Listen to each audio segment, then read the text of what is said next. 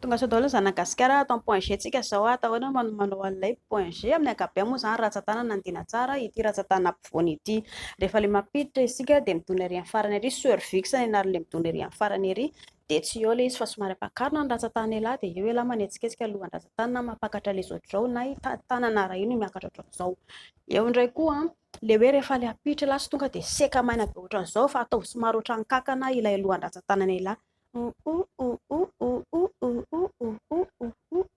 atao ohatra manao kankana ohatran'izay alohan'ny ratsan-tanana elahy dia misy mahafinaritra ny vehivavy mandritra an'izay dia eto amin'ny tapony ety ivelany ety ny lelany elahy milelaka ilay ilay lohana clitoris ilay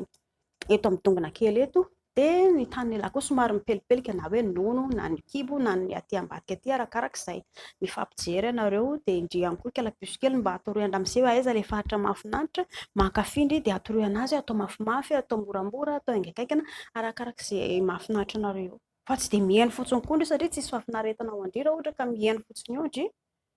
dia rehefa mamoaka elahy dia tsara ilay izy mba somary ahodikodina manao ohatra ny tandrimo ohatr'izao ilay ratsan-tanana elahy ahodikodina sady atao mandondona ilay marokoroko amin'ny lalan-tsasan'ny vehivavy iny dia anisany mampentana ny vehivavy ilay manao tandrimo iny mivoaka manao tandrimo ohatran'izao. Zay ve? Mazotoa.